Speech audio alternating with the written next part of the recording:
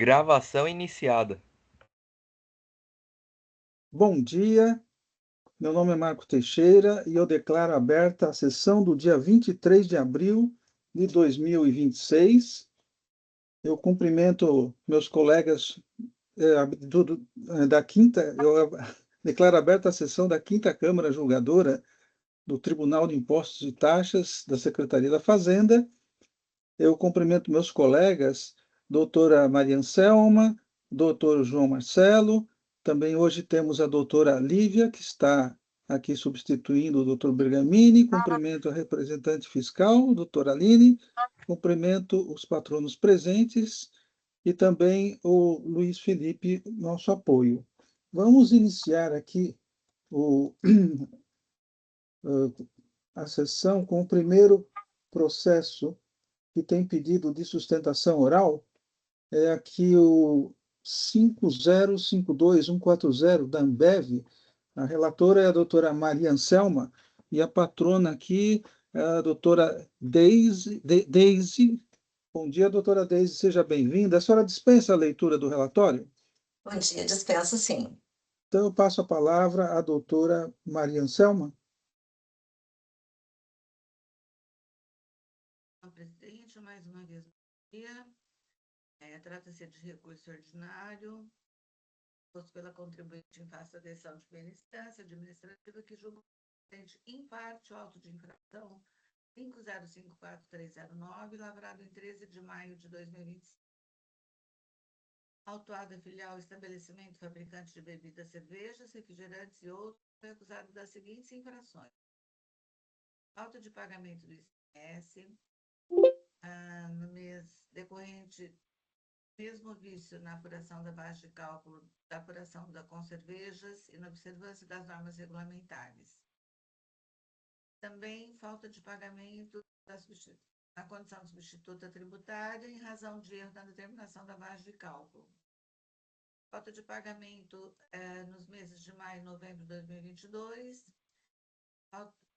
em operações próprias com açúcar refinado, falta de pagamento de ICMS no montante em decorrente de redução indevida da base de cálculo em operações com goma de mascar e confeitos, sem respaldo na legislação, sendo a contribuinte aplicado equivocadamente o dispositivo restrito das operações com regularmente sem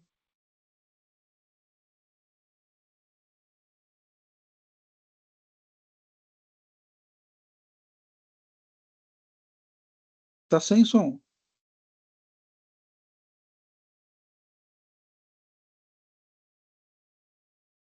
deixar de pagar ICMS no período de 2022 e 2023, indicados no demonstrativo 1, fato de ter indicado a Zona Franca de Manaus como destino das mercadorias, mas seu ingresso não foi comprovado, conforme demonstra pela notificação e documentos juntados.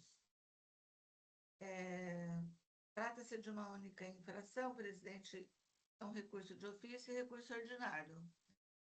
Acho que, inicialmente, eu peço desculpas que eu estava com outro voto na tela. Desculpa, doutora. Tudo bem. Então, agradeço. Eu passo a palavra à doutora Deise. A senhora tem 15 minutos. Bom dia a todos. Cumprimento a todos na pessoa do presidente e da relatora, os colegas também presentes. Eu até me assustei um pouquinho, porque eu disse, será que eu estou com o processo errado aqui? Mas, desculpa, doutora. Então, já foi relatada uma única infração, tá? Que a acusação é relacionada à isenção de mercadorias saídas, de produtos nacionais saídos de São Paulo com destino à Zona Franca, com a isenção do imposto, sem que tenha havido a comprovação da internação jurídica, né, da entrada jurídica dos produtos na Zona Franca. Aqui a gente tem dois pontos, desde a defesa administrativa, e eu vou começar pelo primeiro, que é relacionado ao recurso de ofício, porque dentre as mercadorias e notas fiscais elencadas pelo auditor fiscal, se encontravam também bebidas que elas estão fora bebidas alcoólicas, né, que estão fora da isenção e que estavam tributadas com alíquota de 7% relacionado ao destino à Zona Norte.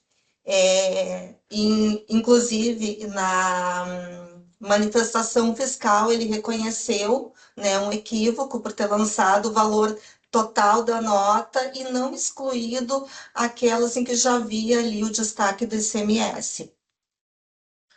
No ponto até quanto ao recurso de ofício, até já me adiantando, a manifestação da Fazenda, ela, apesar do pedido pelo provimento do recurso de ofício, pela manifestação foi no sentido de que fosse mantida a decisão pelo reconhecimento do destaque do ICMS. Então, creio que é pela manutenção, sim, da decisão de primeira instância.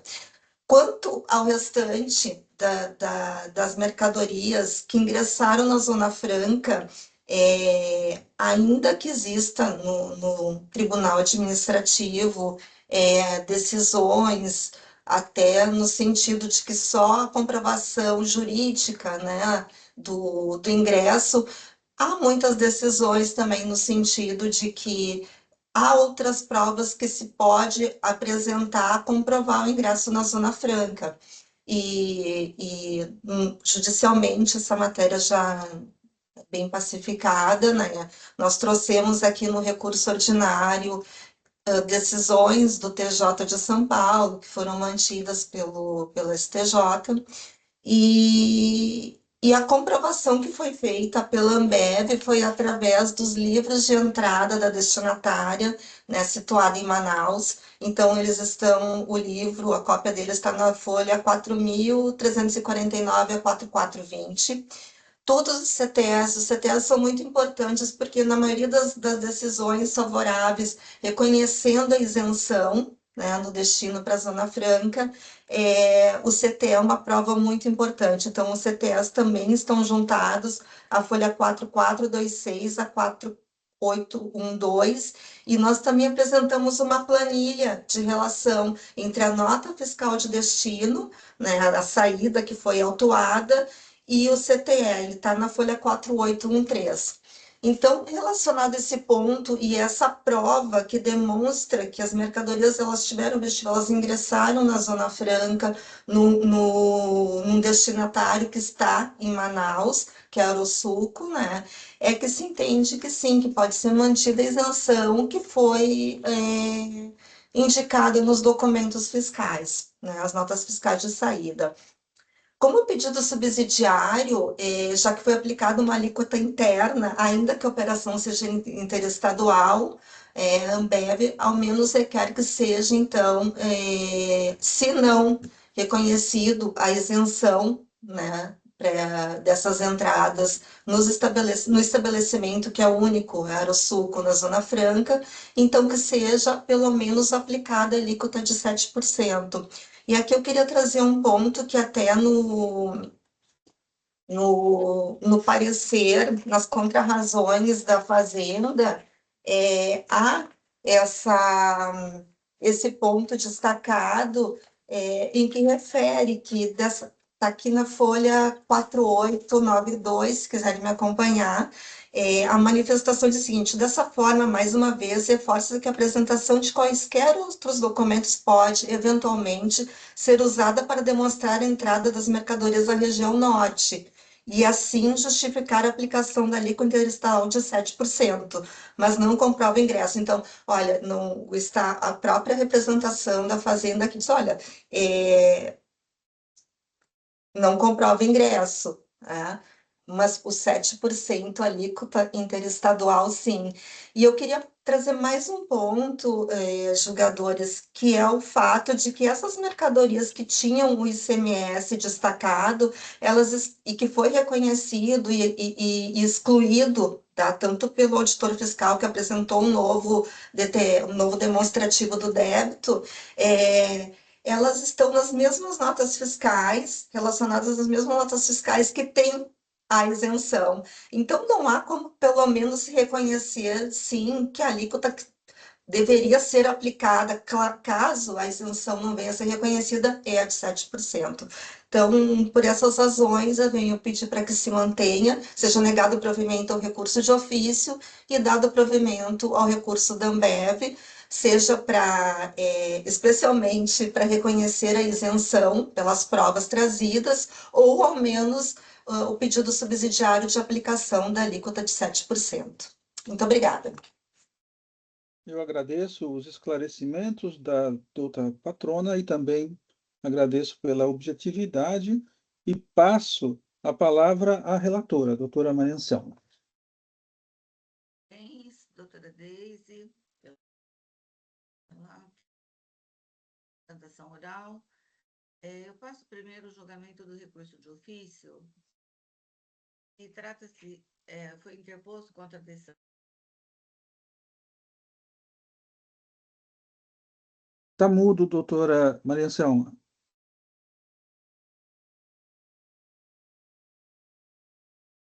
Parabéns, doutora Deise, Isso. pela apresentação oral. Eu vou passar primeiro ao julgamento do recurso de ofício. O recurso de ofício foi interposto contra a decisão que julgou parcialmente procedente o AIM, cancelando parte da acusação que incluiu operações envolvendo produtos não incentivados e que, portanto, não estariam sujeitos à obrigatoriedade de internalização, bem como relativamente à remessa de bebidas alcoólicas, as quais, conforme previsto no caput do artigo 84 do anexo 1 de 2000, não se enquadram na hipótese de isenção de ICMS. Em seu parecer de recurso de ofício, a representação fiscal afirma que a decisão não merece reparos, uma vez que a acusação se refere a operações sem destaque do imposto. Estaria correta a decisão de excluir os itens relacionados pela acusação, para os quais comprovadamente houve destaque de ICMS no documento fiscal. Tenho que concordar com a representação fiscal. A decisão referida pelo ilustre julgador de primeira instância não merece qualquer reparo, devendo ser mantida em sua íntegra, uma vez que o agente fiscal de rendas, autuante, reconheceu o equívoco, procedendo à retificação e juntando um novo demonstrativo de débito fiscal às folhas 4825, resultando na exclusão dos itens indevidamente incluídos na redução do valor originalmente lançado do ARRIM. Nestes termos, conheço do recurso de ofício interposto pela representação fiscal para negar o provimento, mantendo a decisão referida. Quanto ao recurso ordinário, nas ações recursais, a recorrente alega, de acordo com jurisprudência unânime, a prova de entrada efetiva das mercadorias na Zona Franca de Manaus, para que a contribuinte usufrua da isenção prevista no artigo 84 do anexo 1 do RICMS, não se faz somente com a declaração de entrada emitida pela SUFRANMA ou com a vistoria técnica. Ainda a recorrente afirma que, no presente caso, teria demonstrado que a ausência de internalização perante a SUFRAMA, através do protocolo de ingresso de mercadorias nacional, haveria prova robusta de que as mercadorias efetivamente ingressaram na Zona Franca de Manaus, bem como de que as notas fiscais foram enviadas à SUFRAMA. Porém, não cabe razão à recorrente. O benefício concedido para as mercadorias destinadas à Zona Franca de Manaus se trata de uma isenção condicionada à apresentação de documento hábil para comprovar internamente o jurídico das mercadorias no destino, nos termos do artigo 84, anexo 1 do RICMS, que abaixo eu transcrevo. Eu transcrevo aqui o artigo 84, que trata da Zona Franca de Manaus, e depois, então, o completo. Portanto, é exigência para aplicação do referido benefício que exista a efetiva comprovação da entrada das mercadorias no território beneficiado, através da declaração de ingresso expedido pela SUFRAMA, após os trâmites necessários, conforme determina o parágrafo 6º do artigo 84 do anexo 1 do RICMS 2000. E abaixo, então, eu transcrevo o parágrafo 6º. Assim sendo, conforme acertadamente decidido pelo julgador da primeira instância, os documentos apresentados pela recorrente não podem ser admitidos como, abre aspas, substitutivo dos instrumentos exigidos em lei, quais sejam a declaração de ingresso, internamento ou parecer referente a pedido de vistoria técnica, fecho aspas. Ainda a legislação permitia à recorrente, no caso de não expedição da declaração de ingresso da SUPRAMA, a possibilidade de obter uma análise documental da veracidade das suas operações para a Zona Franca de Manaus, obtendo, assim, parecer conjunto da SUPRAMA e da Cefaz do Amazonas, através de vistoria técnica expedida pelo SUPRAMA, através de procedimento específico, conforme previsto no parágrafo 7º do referido artigo 84, anexo 1 do IPNIS. Também eu transcrevo então o parágrafo 7º, que diz o seguinte: para as áreas incentivadas, deve ser observado o que segue. O pedido deve estar instruído com cópia da nota fiscal e do conhecimento de transporte, cópia do registro da operação do livro de entradas do destinatário, declaração do remetente assegurando que até a data da protocolização do pedido não foi notificado para efetuar o recolhimento do imposto relativo à operação ou que não foi efetuado o lançamento de ofício. Após o exame da documentação, a SUPRAMA e a Cefaz emitirão parecer conjunto conclusivo, devidamente fundamentado sobre o pedido de vistoria técnica no prazo de 30 dias, contado do recebimento, e, sendo favorável à parte interessada, cópia do parecer que será emitida ao fisco deste Estado, juntamente com todos os elementos que instruíram o pedido. Porém, não houve, assim como decidido pelo julgador de primeira instância, qualquer alegação ou documento que demonstrasse a operação de vistoria extemporânea junto à SUPRAMA. Assim sendo, ausentes as declarações oficiais dos órgãos competentes, entendo pela não aplicação do benefício, mantendo assim a decisão recorrida. Ainda que em suas razões recursais, a recorrente alega ilegalidade dos juros na base de cálculo da multa. Porém, não cabe razão à recorrente, em vista que o cálculo da multa está de acordo com a metodologia prevista da legislação, parágrafo 9º do artigo 85 da Lei 6374 de 89, de acordo com o entendimento sumulado deste Tribunal de Impostos e Taxas, prevê atualização da base de cálculo e multa na aplicação dos juros de mora, conforme abaixo eu transcrevo. Então, eu transcrevo a súmula 13 de 2018. Com relação à alegação da recorrente de que a aplicação da multa deve respeitar os princípios constitucionais de razoabilidade, sob pena de caráter e taxa de caráter confiscatório, lembro que, se inconstitucional ou confiscatória, cabe somente ao fisco aplicar a lei, e não a esse tribunal análise, na própria Lei 13.457 de 2009. Diante do exposto e de tudo que dos autos consta, eu conheço do recurso interposto pela contribuinte Ambev e nego o provimento, mantendo a decisão recorrida. É como voto, o presidente coloca a apreciação dos meus pares. Parabenizo o voto da doutora Maria Anselma em harmonia aí com a jurisprudência do TIT, mas eu fiquei só com uma dúvida, doutora Maria Anselma. Eu entendi que o recurso da autuada também alega a questão da aplicação da alíquota de 7%, o que, naturalmente, se ela comprovou que a mercadoria chegou no estado de Manaus, estaria também de acordo com a nossa jurisprudência.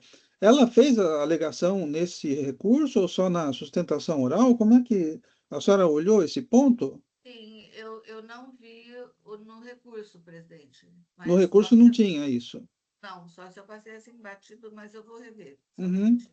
Porque inclusive ela falou que até a representação fiscal nas folhas, aqui ela citou na folha 4892, a representação fiscal concordaria subsidiariamente com essa alegação.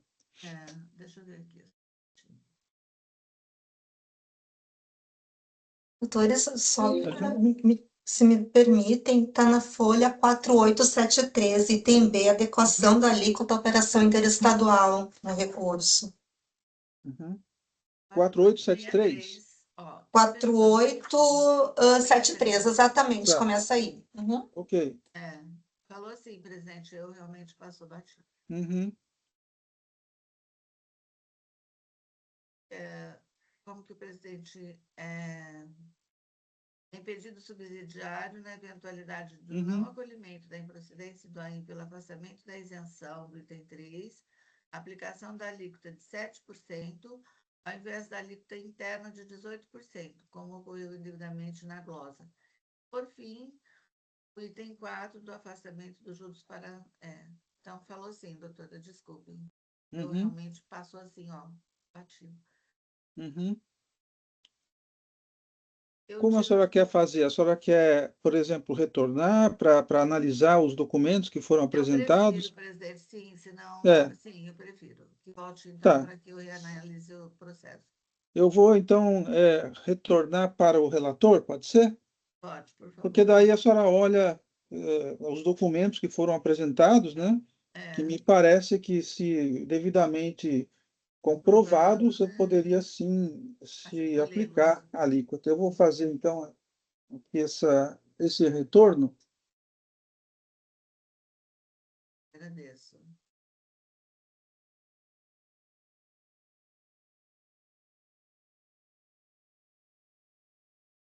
Devolvido para o relator. Deixe-me ver se está aqui. Só um minutinho.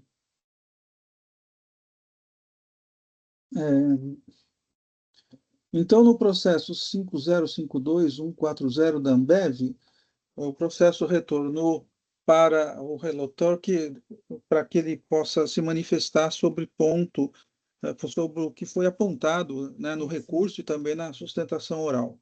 Então, eu agradeço aqui a presença da doutora Deise, e se quiser permanecer na sessão, fique à vontade, se quiser também se ausentar, fique à vontade. Então, bom dia a todos, obrigada e um bom trabalho, continuidade de trabalhos. Bom dia. Ok. Eu vou passar aqui para o próximo processo com pedido de sustentação oral 4050-699, Marisa Lojas, S.A. Aqui temos a patrona, a doutora Nicole. Bom dia, doutora Nicole. Prezado, vocês me escutam? Sim. A senhora dispensa a leitura do relatório? Dispenso, sim. Tá, então eu vou ler só as acusações, que são algumas. O AIM trata de 6 acusações: falta de pagamento do ICMS por erro na aplicação da alíquota nas transferências de mercadorias para estabelecimentos com sede em outros estados da Federação, item 1.1. Falta de pagamento do ICMS por erro na determinação da base de cálculo, item 1.2. Falta de pagamento do ICMS por erro na determinação da base de cálculo nas transferências de mercadorias para estabelecimentos com sede em outros estados da Federação, ao consignar os valores das mercadorias inferiores aos correspondentes às entradas mais recentes destas. Item 1.3. Crédito indevido do ICMS relativo a operações de entradas de mercadorias para uso e consumo da empresa. Item 2.4. Crédito indevido do ICMS em função de não conformidades da nota fiscal complementar. Item 2.5. Crédito indevido do ICMS em função da falta de estorno de valores de créditos decorrente de saídas subsequentes isentas, amparadas pelo artigo 5º do anexo 1 do RICMES, item 2.6. Em relação aos itens 1.1 e 1.2 do AIM, consta que o autuado realizou o pagamento dos mesmos, subitens 1.1 a 1.4 e 2.1 a 2.4 do DDF, sendo que o recolhimento foi certificado pela DRT de Osasco.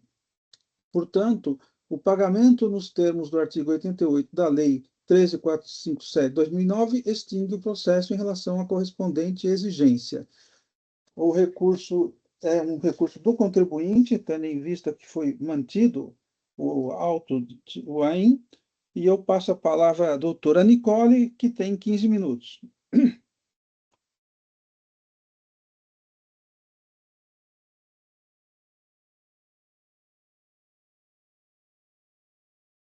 Está sem áudio, doutora Nicole. Opa, perdão. Bom dia a todos os presentes aqui nessa sessão. Eu vou abordar item por item aqui dessa autuação, incluindo nulidade e mérito, para ficar uma sustentação oral mais objetiva, tá bom? Bom, como bem relatado, 2 itens 1 e 2 foram quitados aqui, então eu vou direto ao item 3, que ele se refere a transferências interestaduais de mercadorias entre estabelecimentos do mesmo titular, e nesse ponto, a infração indicada pela fiscalização refere-se à suposta incorretude da base de cálculo adotada pela recorrente. E aqui nesse ponto, eu já de início pontuo que teve lá atrás, essa é a terceira vez que o processo está pautado na Câmara Julgadora do TIT, lá atrás ocorreu uma diligência que inclusive foi solicitada pela própria Delegacia Tributária de Julgamento, na qual a DTJ reconheceu naquela oportunidade, em relação a esse item, que faltava clareza e objetividade nos cálculos apresentados pelo fisco, e converteu o julgamento em diligência para apresentação de memória de cálculo, parâmetros que tivessem pautado a infração pela autoridade autuante, os documentos. Naquela oportunidade, a autoridade autuante, em resposta, ela se limitou a reproduzir o que já constava no relato original, não explicitando, por exemplo, qual foi o critério jurídico que ela utilizou para definir o valor da última entrada, também não demonstrando qualquer item relacionado ao critério aplicado para cômputo dessa autuação. Em sede de decisão recorrida, por sua vez, o julgador singular, ele se limitou a reproduzir o que constava no auto, não esclarecendo também igualmente o valor dessa última entrada e não enfrentando pontos centrais da defesa, os quais eu cito, por exemplo, a inexistência do fato gerador por conta do julgamento da DC 49, por exemplo. Então, a gente pede nesse ponto a nulidade da decisão recorrida por cerceamento de defesa e ao contraditório da recorrente por não ter enfrentado alguns pontos trazidos em sede de defesa. No mérito, acho que é uma questão já bem analisada e definida tanto por esse TIT como também pela jurisprudência judicial, no tocante da inexistência de incidência do ICMS nas transferências entre mercadorias de estabelecimento de mesma titularidade. Então, nesse ponto, inocorrendo incidência, também não existe base de cálculo ou qualquer erro na apuração. Não poderia se exigir, nesse caso, ICMS sobre um fato que juridicamente é inexistente, né? Por esse ponto, a gente pede o reconhecimento e o cancelamento dessa infração. Em relação ao item 4, ele se refere ao suposto creditamento indevido relacionado à aquisição de materiais de uso e consumo. Aqui também há um ponto de nulidade alegado em nosso recurso no tocante à ausência de enfrentamento também pela decisão recorrida, que, por sua vez, reproduz literalmente a manifestação fiscal. Ela não enfrenta as provas apresentadas pela recorrente, no caso do DOC 3 da defesa, provas essas que comprovam que os bens adquiridos, ditos de uso e consumo, eles não foram consumidos no estabelecimento autuado, houve o destaque do ICMS quando da aquisição e na transferência com também tributação. Então, nesse caso, a gente pede a nulidade da decisão, especialmente pela ausência de enfrentamento, desse ponto pela decisão ACO, e no mérito houve a demonstração efetiva de que esses valores glosados, eles independem de qual é a matéria, qual que é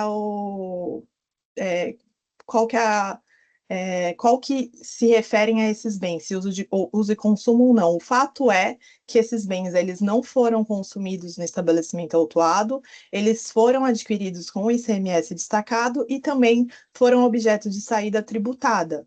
Então, não havendo papel aqui de consumidor final pela recorrente, não há que se falar em glosa de créditos desses materiais de uso e consumo. E a manutenção desse item acarretaria em uma afronta diretamente ao princípio da não cumulatividade. Então, nesse ponto, novamente, a gente pede o reconhecimento da improcedência dessa infração imputada recorrente. No tocante ao item 5, esse também foi um item que foi objeto de diligência nos autos. Esse item se refere ao alegado creditamento indevido por conta de notas fiscais complementares emitidas pela recorrente. E aí, nesse ponto, acho que uma nulidade muito relevante é a alteração e a inovação por parte da decisão recorrida em relação ao critério jurídico vinculado a essa autuação. Isso porque a autuação, a autoridade autuante, ela fundamenta o lançamento nos artigos 59 e 61, e a alegação é de que os documentos que a recorrente teria utilizado relativamente a essas notas fiscais complementares não conteriam elementos suficientes para identificação das operações. Com a ocorrência da diligência, a recorrente ela demonstrou que algumas notas fiscais complementares foram emitidas no mesmo período das notas fiscais originárias, e também que aqueles que não foram emitidas nas notas fiscais originárias, elas foram emitidas em meses subsequentes. Então, se for a originária em novembro, em outubro foi emitida a nota fiscal complementar, e ela demonstrou que, em relação a essas notas fiscais complementares emitidas posteriormente ao período da nota fiscal originária, houve uma compensação a partir do estabelecimento centralizador. E aí, quanto a esse ponto, após a realização de diligência, a decisão recorrida, ao analisar esse item, ela reconhece a origem e a correção dos valores do crédito, ela expressamente indica na decisão que os valores das notas fiscais complementares identificados, eles são exatamente o valor autuado aqui em relação a essa infração. Porém, ela mantém a infração sobre o argumento de que a regularização que foi procedida pela autuante, pela recorrente, a partir das notas fiscais complementares, ela não supriu a falha à legislação pertinente, trazendo à tona o convênio CNF 6 de 89, que em momento algum foi indicado pela autoridade autuante. Então, aqui o que a gente tem é uma inovação do critério jurídico. Enquanto no auto de infração consta que não conteriam elementos suficientes para a identificação das operações e, por conta disso, houve a autuação pautada no artigo 59 e 61 do regulamento, após a diligência, houve a efetiva identificação dessas operações, ou seja, caindo por terra o argumento utilizado na autuação. Contudo, na decisão recorrida, apesar de ter se indicado de que ao reconhecimento da origem da correção desses valores de crédito, o julgador Alcoa, ele altera o argumento que norteia essa autuação para falha à legislação pertinente, que em momento algum foi objeto e foi argumento trazido na autuação. Então, por esse motivo, a gente pede a nulidade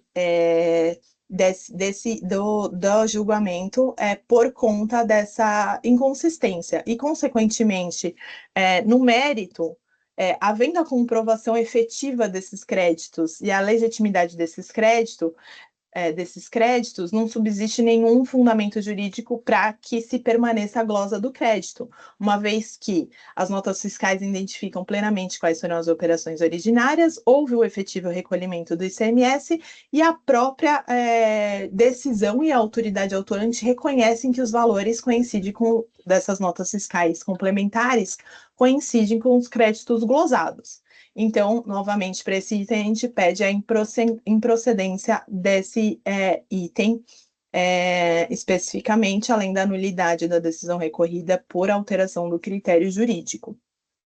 Caminhando para o item 6, último item, esse item ele se refere à ausência de estorno de créditos em saídas isentas destinadas à área de livre comércio. E aqui, novamente, a gente traz um ponto de nulidade, porque para cálculo desse montante do estorno de créditos indevido, desse estorno de créditos, a autoridade autuante ela se utiliza de arbitramento. E esse arbitramento, ele viola os artigos 142 e 148 do CTN, que traz o arbitramento como uma medida excepcional e não um instrumento de conveniência fiscal. Nesse caso, o fiscal ele tinha todo o amparo legal para verificar qual que eram as alíquotas reais relacionadas a essas operações.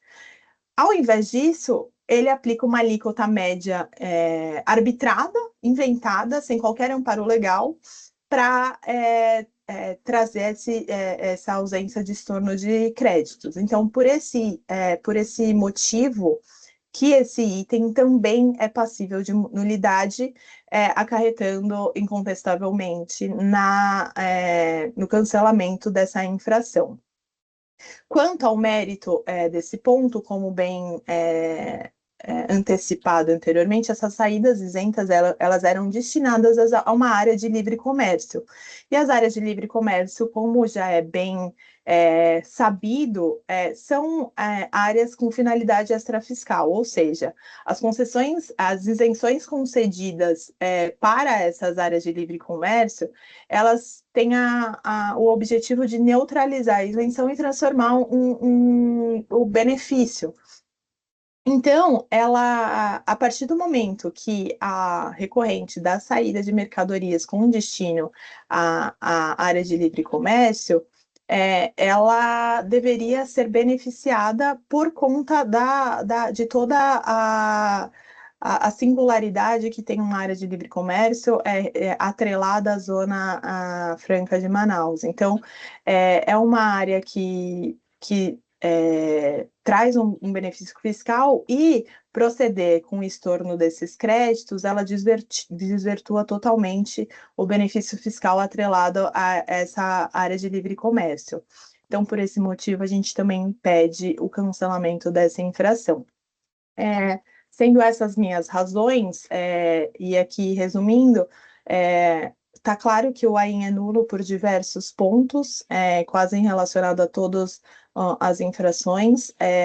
Houve fundamentações inadequadas pela decisão recorrida, o que leva ao patente cancelamento da decisão recorrida para um novo julgamento, e caso assim não se reconheça, que se reconheça a improcedência das infrações computadas à recorrente, para que nada seja exigido, dando-se integral provimento ao recurso ordinário da recorrente, com cancelamento total desse auto de infração. Essas são minhas razões, eu fico à disposição para eventuais esclarecimentos. Muito obrigada. Eu agradeço os esclarecimentos da douta patrona, também agradeço pela objetividade e passo a leitura do voto, começando aqui pelo item 18, em relação à alegação do recorrente sobre a nulidade do item 1.3, entendo que a análise fica prejudicada, porque, em relação ao mérito, estou cancelando este item conforme mais à frente será explicado. Em relação à alegação do recorrente, em relação ao item 2.4 do AIN, sobre nulidade da decisão recorrida por ter adotado o argumento da parte, entendo que a jurisprudência é pacífica neste egrégio tite, no sentido de que o juiz é livre em seu convencimento, não caracterizando nulidade o fato de ter adotado o argumento trazido pela parte. O autuado alega às folhas tais que a decisão de piso padece de nulidade, pois, ao determinar a manutenção do item 2.5 do AIN, aduziu argumentos que não correspondem aos fundamentos utilizados pelo órgão fiscalizador, não sendo admitido inovação do critério jurídico que fundamentou o lançamento. Eu rejeito as alegações do recorrente nesse ponto. A acusação trata de creditamento indevido de ICMS, uma vez que os documentos que embasaram as operações não contêm as indicações necessárias à perfeita identificação das operações, conforme se comprova pelos documentos anexados por amostragem, em conformidade com o disposto no artigo 22 da Lei 13.457 de 2009. Em relação ao item 2.5 do AIN, a decisão de piso está bem fundamentada. Não havendo que se falar em nulidades, rejeito a alegação de que a decisão teria aduzido argumentos que não corresponderiam aos fundamentos utilizados pelo órgão fiscalizador. Não houve alteração dos dispositivos tidos por infringidos na conduta do contribuinte quanto a este item do AIN, sendo os argumentos da decisão válidos porque o juiz não está obrigado a se ater aos argumentos trazidos pelas partes, devendo-se, sobretudo e em especial, considerar que surgiram em decisão no bojo deste contencioso administrativo, justamente em resposta a documentos e argumentos trazidos apenas com a defesa do autuado. Ainda que a inovação apontada pelo recorrente, argumento da decisão concernente ao artigo 4º, parágrafo único do ajuste CNF 689, referente à necessidade, a depender do período ou lapso temporal transcorrido até a emissão da nota complementar de recolhimento do ICMS em dia especial e respectiva consignação disso na mesma, situa-se no âmbito da abrangência do próprio artigo 59, dispositivo apontado no AIN como infringido, mais especificamente no item 3 de seu parágrafo 1º, e aqui eu transcrevo o artigo e também transcrevo o artigo 61. Portanto, eu concluo que não há que se falar em nulidade, porque o órgão julgador decidiu motivadamente, conforme aspectos pertinentes ao tema.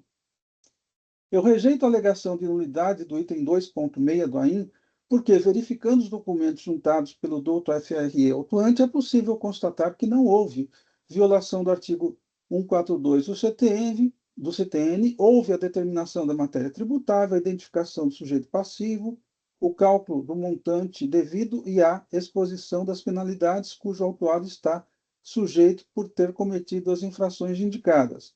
Para comprovar a infração, o fisco juntou notas fiscais, registro de saídas, verificação fiscal, nova GIA e dossiês dos créditos extemporâneos. Em relação ao arbitramento, o órgão julgador solicitou maiores explicações do douto FRE autuante acerca do cálculo folhas tais da alíquota média. E aqui eu transcrevi, e acho que o importante aqui eu negritei, onde o fiscal diz: a apuração do imposto, abre aspas, né? A apuração do imposto mediante a aplicação das alíquotas médias de entrada de cada exercício, conforme previsto neste dispositivo, justificou-se não somente pelo fato de haver enorme quantidade das mercadorias objeto das saídas isentas do ICMS, com amparo no artigo 5º do anexo 1 do RICMES, que ensejaram o item 2.6 da autuação, devido à falta de estorno do respectivo crédito, sendo a circunstância de saída isenta subsequente imprevisível à data das entradas, mas também pelo fato de ser impossível determinar a data da entrada e a procedência de cada mercadoria, já que a autuada recebeu essas mercadorias oriundas de diversos estados, podendo o ICMS incidente nessas entradas ter sido destacado às alíquotas de 7%, 12% ou 18%. Aqui eu fecho aspas do negrito, né? Então, pelo acima exposto, eu rejeito a alegação de nulidade do item 2.6. Quanto ao mérito, em relação ao item 1.3, o contribuinte alega que não há incidência do ICMS na transferência de mercadorias entre estabelecimentos do mesmo titular, sendo que tal entendimento é pacificado pela súmula 166 do STJ. É fato incontroverso nesses autos que as referidas notas fiscais foram emitidas para cobertar operações de remessas de mercadorias entre estabelecimentos do mesmo titular. Portanto, a regra aplicável é o decidido na ADC número 49, na qual o STF reconheceu que não configura incidência do ICMS o mero deslocamento de mercadorias entre estabelecimentos do mesmo titular. Após vários recursos de embargos, a ADC 49 teve seu trânsito em julgado certificado em 26 de 4 de 2024, prevalecendo a seguinte decisão conforme extrato final. E aqui eu transcrevo o extrato. No item 32, eu digo que compreendo da decisão final que a declaração de inconstitucionalidade, considerando improcedência da ADC, do artigo 13, parágrafo 4º da Lei Complementar 87, está a efeitos a partir do exercício financeiro de 2024. As operações aqui debatidas remontam aos meses de janeiro de 2010 a dezembro de 2012. Resta perquirir se o presente caso se amolda à exceção prevista para a não incidência da modulação, qual seja, existência de processos administrativos e judiciais pendentes de conclusão até a data de publicação da ata de julgamento da decisão de mérito. Conforme extrato em andamento da ADC 49, a decisão de mérito proferida pelo plenário do STF se deu em 19 de 4 de 2001, com a publicação da ata em 29 de 4 de 2001, conforme DJE 80, divulgado em 21. O presente AIM foi lavrado em 18 de 2 de 2014. Por conseguinte, compreendo que a decisão do STF, em sede de ADC 49, alcança presente auto de infração, pois lavrado em 2014. Portanto, havia processo administrativo pendente em 29 de 4 de 2021, devendo, portanto, ser afastada a regra do artigo 13, parágrafo 4º da Lei Complementar 87/96. Então, pelo acima exposto, deve ser cancelado o item 1.3 do AIM. Quanto ao mérito, em relação ao item 2.4 da AIM, o recorrente entende que comprovou que as mercadorias que deram ensejo aos créditos objeto da glosa por este item do AIM foram adquiridas com o devido destaque de ICMS, que tiveram subsequente saída tributada, conforme documentos juntados. Analisando-se os documentos acostados aos autos, diante das provas, aqui eu faço uma relação dos documentos juntados, né? E eu concluo no item 41 que é fato incontroverso que os materiais elencados nas notas fiscais relacionados no levantamento efetuado pelo autuado são basicamente caixas de papelão ondulado, etiquetas, fitas adesivas, sacolas, etc., que não se incorporam aos produtos comercializados pelo recorrente e que se consomem no transporte de suas mercadorias de um estabelecimento a outro. O recorrente está classificado no CNAE 47814, Comércio Varejista de Artigos do Vestuário e Acessórios, de forma que é possível concluir que tais produtos são para consumo próprio e, em consequência, o crédito é indevido. No mesmo sentido, são as respostas à consulta tributária, conforme exemplos a seguir. Então, aqui eu trago um exemplo que fala de material de embalagem, um outro exemplo de sacolas plásticas disponibilizadas gratuitamente para acomodar os produtos comercializados. Também faço outra que fala de etiquetas, fios de plástico e lacres utilizados para embalar mercadorias. Então, pelo exposto, né, eu concluo que é material de uso e consumo e deve ser mantido o item 2.4 da AIM. Quanto ao mérito, em relação ao item 2.5 da AIM, tem-se que o doutor FRE autuante as folhas tais reconheceu a correspondência entre os valores creditados e aqueles objeto das notas fiscais complementares. E aqui eu transcrevo a manifestação do fiscal.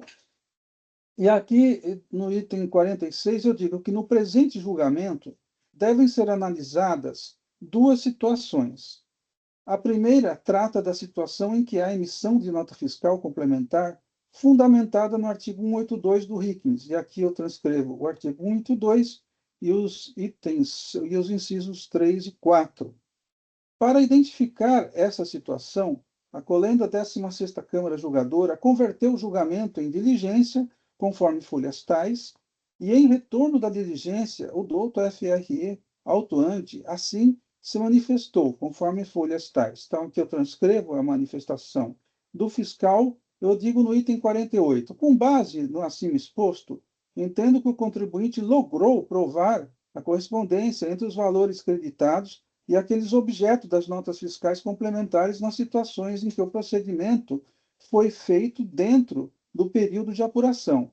Esse creditamento deve ser validado nos termos do artigo 182 do RICMES. Essas notas fiscais foram segregadas pelo Dr. F.R. ante as folhas tais e devem ser excluídas do item 2.5 do AIM.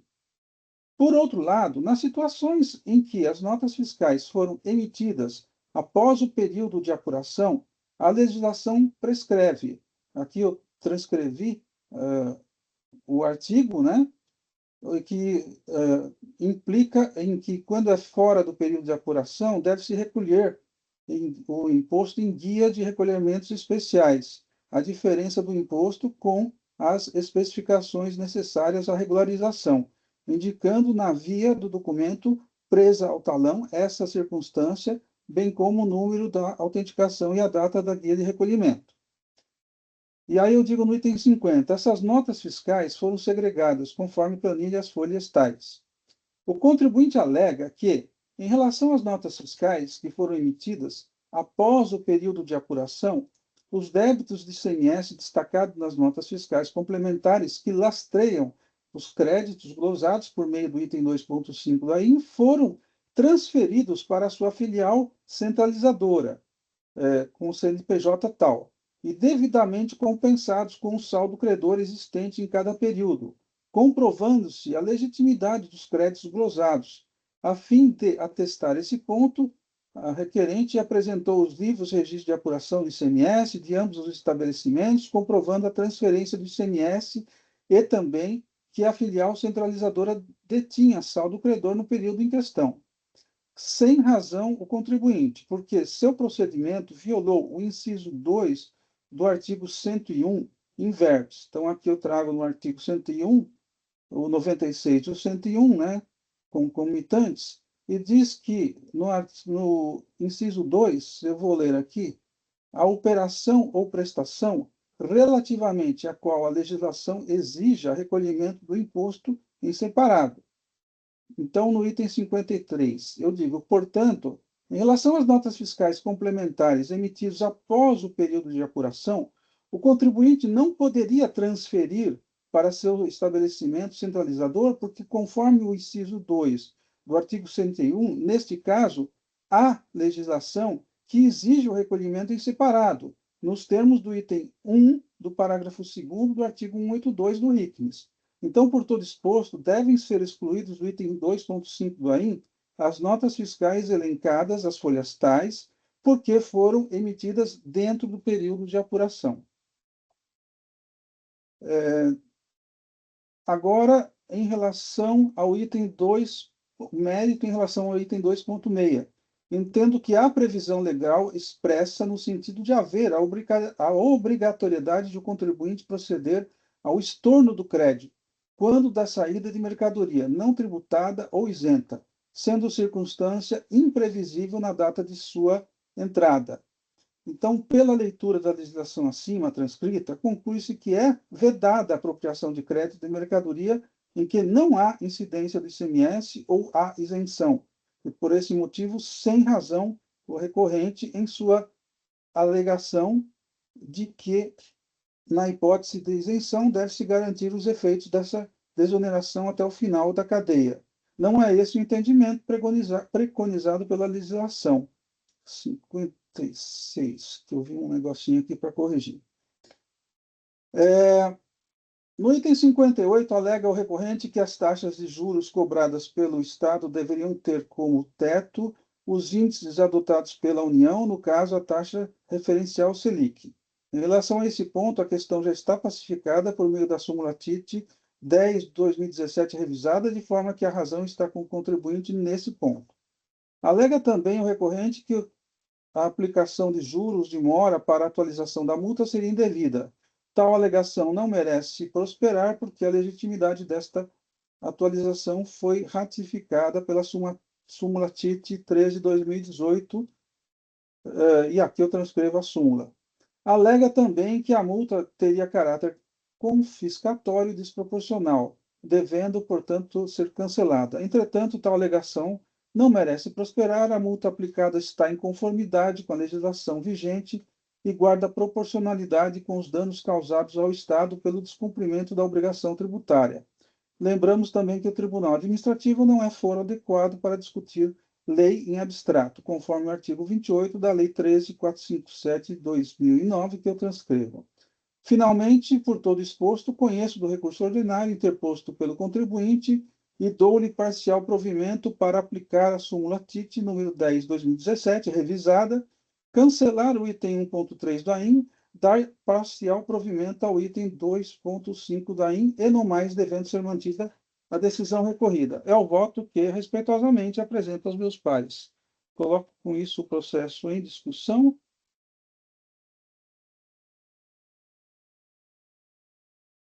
Senhor presidente, Sim.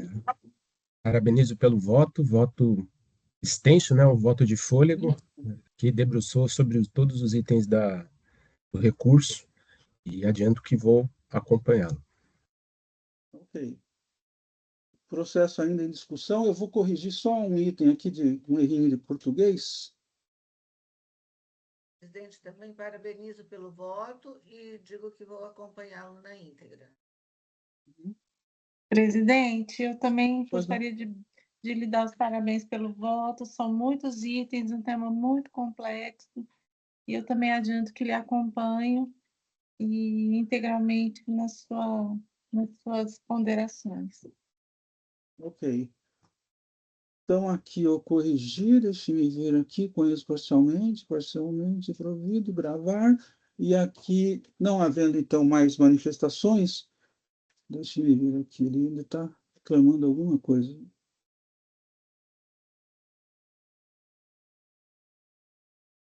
Confirmei. Tá. Deixa eu ver só se ficou de acordo, era um errinho ali. Aqui, 56.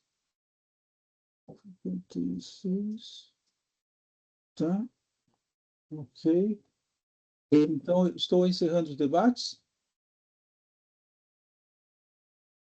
E verificando o quórum.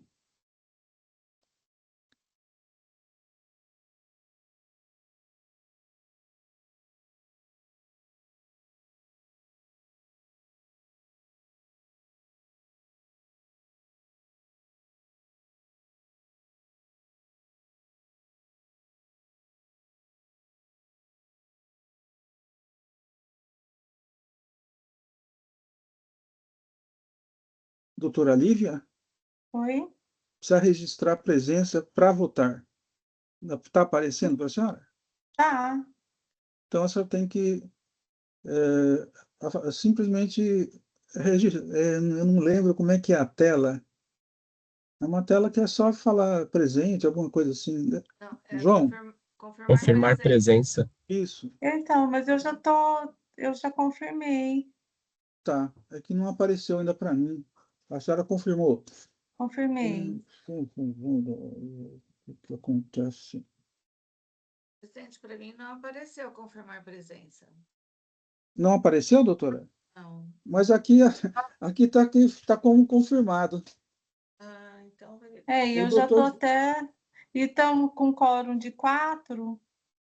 O quórum de 4, mas o confirmado para votação são 3, né? Agora falta só a senhora. A doutora Maria Salma E está onde confirmada aqui eu... para mim. Luiz, por favor. Oi, doutor Marco. Gostaria de Tinha pedir uma- para a doutora Lívia, só se ela tiver com algum problema, ela fechar o navegador e entrar novamente, porque tá tendo esse problema no EPAT. então eu vou ter que sair e entrar de novo. Exato, se não tiver aparecendo a opção, tem que sair e entrar novamente. A Não, mas opção... só uma... Apareceu a Apareceu, né? opção. Apareceu a opção de confirmar a presença antes da gente iniciar a sessão. E aí eu confirmei. Ah, não, mas aí é diferente. Antes de iniciar a sessão, existe uma presença. E agora, para cada votação, existe também a confirmação de Não, isso presença. realmente não está aparecendo para mim. Tá, então é isso. Então aí talvez a melhor solução talvez seja sair e retornar do EPAT, Tá. né? Então, vamos ver se Tá. isso resolve, né? Segundo o Luiz, parece que é um problema conhecido, né? É um problema Isso, a novo. senhora se mantém na reunião, porém fecha o navegador para sair Tá, do EPAT e entrar novamente. tá, eu tô fazendo isso. É a primeira votação que a senhora está fazendo aqui, É a primeira. porque as outras não houve votação. É. Peraí que eu tô Sempre, entrando de novo. sempre tem uma primeira vez.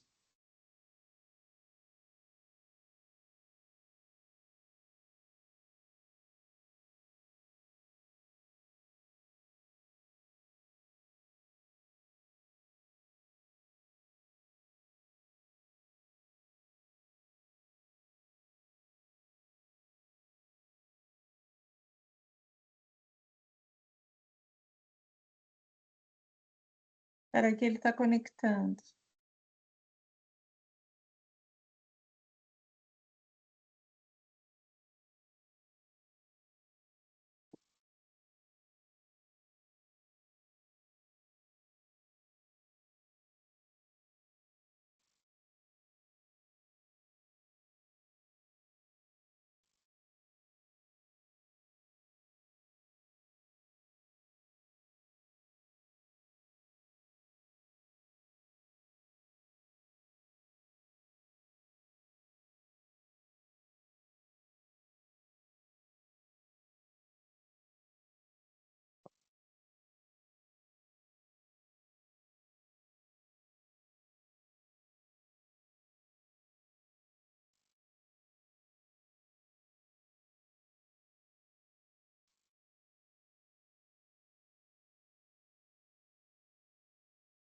Ainda não conectou. Uhum. Ele não dá nenhuma mensagem. Ah, ele tá connecting, Uhum. entendeu?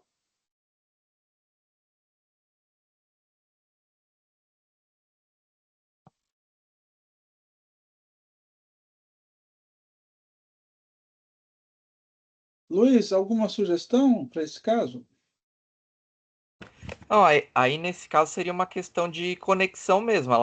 Para ela não conseguir conectar, ou é alguma velocidade, eu não sei se a doutora faz uso de VPN, mas assim, para entrar no EPAT, até essa parte de se conectar não tem segredo. A É, eu tô questão com é ele, o botão da votação que ele não tá aparece. tentando conectar ainda. Ainda não Será que conectou. seria o caso de dar um reboot no computador?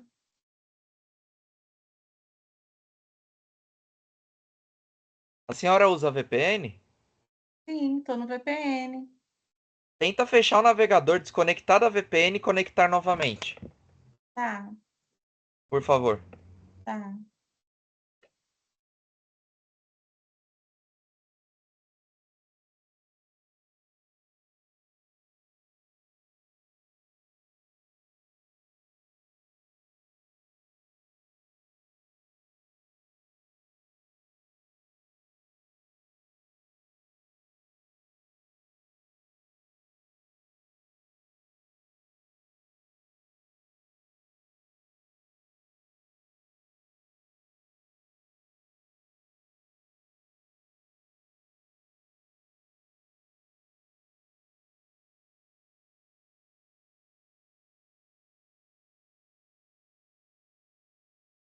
Tá.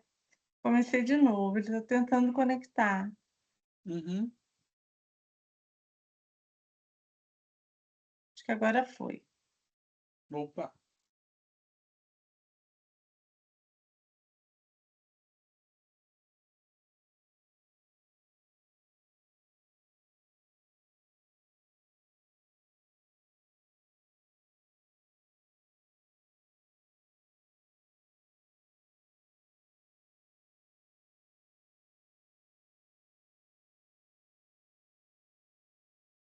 Agora eu tô no voto eletrônico. Uhum. Tá, Aí é mas só clica no voto eletrônico, né? isso, cliquei aqui. E Aí a senhora tem que clicar no número do Isso, AIN, que é isso. Marisa. Aí abaixo, logo abaixo, vai aparecer confirmar a presença.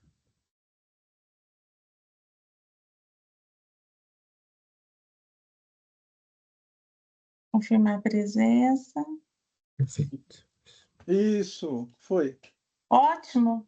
Excelente. Isso não aparecia para mim, gente, desculpa. Não, mas parece que realmente o Luiz está nos informando que houve os problemas já semelhantes, né? Então, agora estamos em votação, deve aparecer para a senhora aí, como só tem um, né? É só voto do relator. voto do Voto do relator. relator. E aí confirma.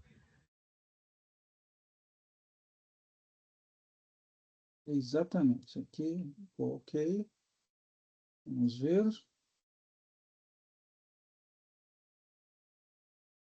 Então, a votação está encerrada. No processo 4050699, Marisa Lojas S.A., o recurso ordinário foi conhecido integralmente com julgamento de mérito e parcialmente provido.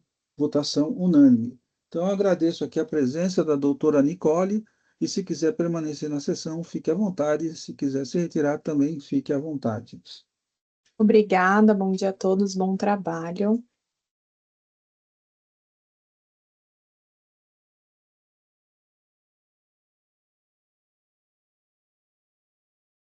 Então, agora vamos para o último processo da pauta, é o 4082774, RP Pharma, Medicamentos Hospitalares e Farmacêuticos Limitada. O relator é o doutor João Marcelo, e há pedido de sustentação oral, mas não vejo nenhum patrono presente, então eu passo a palavra ao relator.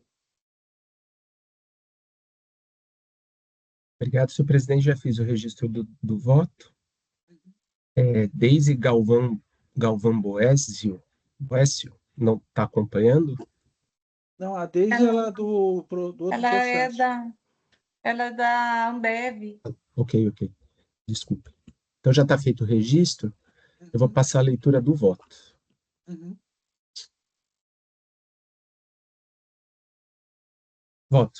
Item 19. O voto de infração trata de acusação de recebimento de mercadoria no valor de R$ 19.554.156,48, desacompanhadas de documentação fiscal oriundas de outras unidades da Federação.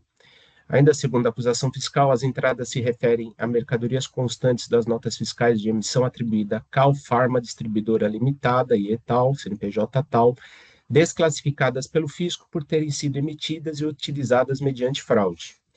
Em termos práticos, a fiscalização acusa a recorrente de ter recebido mercadorias desacompanhadas de documentação fiscal hábil, deixando assim de recolher o ICMS em operações submetidas ao regime da substituição tributária. Em seu recurso, o contribuinte autuado e os devedores solidários sustentam, em apertada síntese, que o lançamento seria nulo, uma vez que não teria sido comprovada a chancela do AIM pela Comissão de Controle de Qualidade. Argumenta que o fisco se fundou em indícios obtidos em prova ilícita, consideradas ilegais pelo próprio TJ. Não há comprovação que a autuada ou os devedores solidários tenham se beneficiado de alguma maneira do suposto ardil perpetrado. Não houve a intimação do contribuinte originário, a Águia Pharma, para que o mesmo apresentasse documentação contábil e financeira. Não foram considerados os créditos relativos às entradas das mercadorias para fins de apuração do ICMS devido. As multas seriam inconstitucionais e confiscatórias e não seria legítimo a aplicação de juros de mora acima da Selic. Por sua vez, a ilustre representação fiscal se manifestou em suas contrarrazões, requerendo o não provimento do recurso ordinário com a consequente manutenção da decisão recorrida.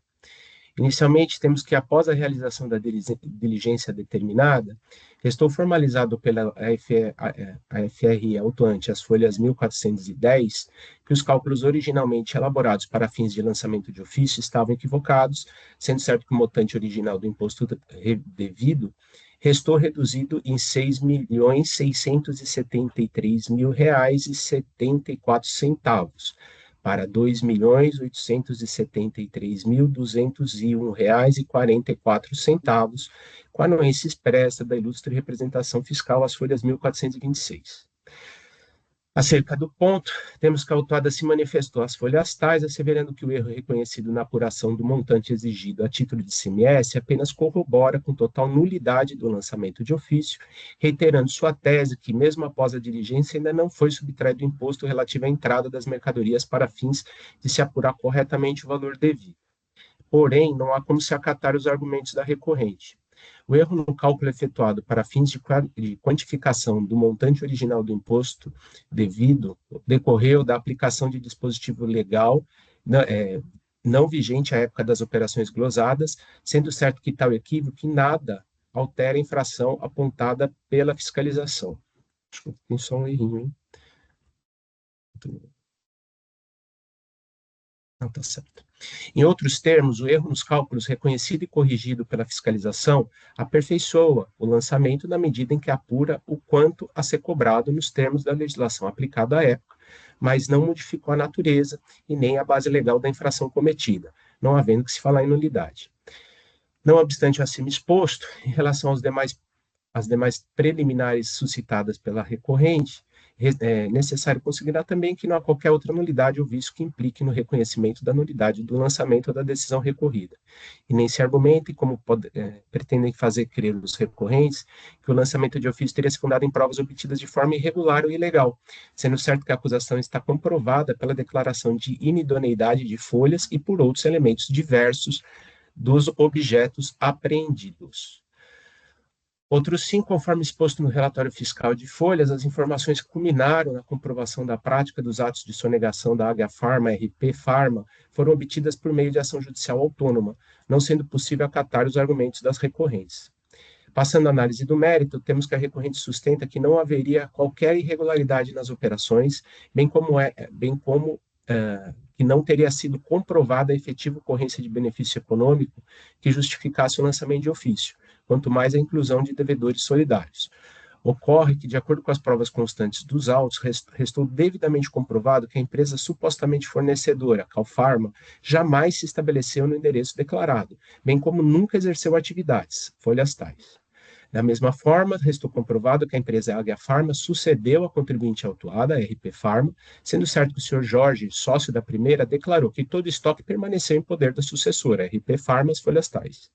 Soma-se a isso o fato de que a Águia Pharma permaneceu funcionando no mesmo local, sob outra razão social, mas com um quadro social composto por pessoas com estreito vínculo com seus antecessores, conforme folhas tais. Por fim, ressalte-se que foi devidamente demonstrado que o IP pertencente à Águia Pharma foi usado para emissão e transmissão de notas fiscais da Calpharma para a Águia Pharma, folhas tais, tudo conforme relacionado nos anexos 2 e 3 da acusação, folhas tais. Assim, uma vez demonstrada a sucessão empresarial, bem como o vínculo existente entre as empresas, fica estabelecida a responsabilidade solidária, na medida em que as operações realizadas evidenciam o interesse comum na situação que constituiu o fato imponível dos impostos. Da mesma forma, mas em relação às pessoas físicas dos sócios, também restou devidamente comprovada a participação ativa deles no esquema fraudulento, sendo imperioso ressaltar ainda a coincidência de endereço, a íntima relação existente entre os proprietários da empresa, na medida em que a Águia Pharma, que tinha como sócio o Sr. Jorge Walker Boulos e o Sr. Roberto Corrali, enquanto a RP Pharma tem como sócias a senhora Marisa do Carmo Locatelli Boulos e Renata Liberali Corrali, respectivamente esposa e filhas dos sócios da Águia Pharma. Com efeito, independentemente do ângulo que se busca enfrentar a matéria, resta clara a procedência da acusação fiscal, na medida em que a infração foi devidamente comprovada e a solidariedade atribuída aos sócios se alinha com exatidão aos termos preconizados na lei. Não obstante a tudo acima exposto, temos ainda que a autora sustenta que, mesmo após a diligência que resultou na correção do cálculo do ICMS-ST efetivamente devido, não foi subtraído o valor do ICMS correspondente às entradas de mercadorias, fato que implicaria em nulidade de lançamento. Contudo, por óbvio, não há como se acatar os argumentos do contribuinte, pois a presente acusação versa justamente sobre o recebimento de mercadorias desacompanhadas de documentação fiscal, não havendo que se falar em documento fiscal hábil que dê suporte a qualquer tipo de crédito do imposto. Dando prosseguimento, temos que as recorrentes se insurgiram contra os percentuais das multas, arguindo que as mesmas deveriam ser reduzidas. Em que pese o conformismo dos recorrentes, temos que as multas foram aplicadas em estrita observância da legislação em vigor, não sendo possível esse órgão de julgamento afastar a aplicação da lei por motivo de convicção única do contribuinte que a multa é excessiva, inconstitucional ou resulta em confisco. Outro sim, no que se refere à atualização do valor básico das multas, temos que o referido procedimento encontra-se previsto nos artigos tais, regulados pelos tais do RICMES, não havendo, mais uma vez, em que se falar em irregularidade. Ademais, temos que esse egrégio tribunal já analisou a questão, tendo sido editada a súmula 13 de 2018, que assim dispõe, por ser texto conhecido de todos, deixo de ler. Por fim, temos no presente caso que, quanto à alegação de que os juros cobrados seriam ilegais, tal discussão encontra-se resolvida pela súmula 10 de 2017, sendo certo que a última revisão da súmula, ocorrida em 9 de 122, limita os juros aos patamares da Selic, devendo ser aplicado ao presente caso, uma vez que o presente é datado de 19 de outubro de 16, devendo ser aplicada a taxa Selic nos termos preconizados pela Lei Paulista número tal. Dispositivo. Ante o exposto, conheço dos recursos ordinários apresentados e, no mérito, dou-lhes parcial provimento, apenas para limitar os juros de moras aplicáveis ao montante de imposto e multas exigidos à taxa Selic, mantendo no mais o crédito tributário com as correções no DDF de folhas 1408 e 1409. É como eu voto e submeto aos meus pares para apreciação. Devolvo a palavra. Obrigado, senhor presidente. Parabenizo o relator pelo voto bem fundamentado, bem extenso. Eu adianto que vou acompanhá-lo e coloco o processo em discussão. Eu também, presidente, com o relator, parabéns pelo voto. Parabéns, doutor João, pelo voto, né? Bastante extenso também. Eu vou acompanhá-lo. Com isso, estou encerrando os debates e verificando o quórum. Agora a doutora Lívia já está acostumada com a votação. Já passou pelo treinamento. Ah, meu Deus! Muito bem, deu tudo certo. Então, agora a votação está iniciada. Lá.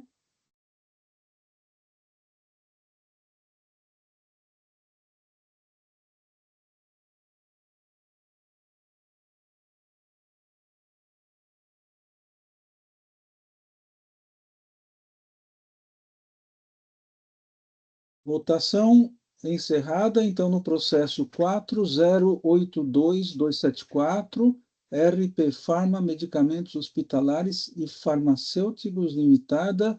Nós temos aqui o recurso ordinário do contribuinte e o recurso também, e os recursos dos responsáveis solidários, todos foram conhecidos integralmente com julgamento de mérito e todos foram parcialmente providos. Nos termos do voto do relator, votação unânime, e com isso estou aqui encerrando o julgamento. Vamos verificar aqui como estamos.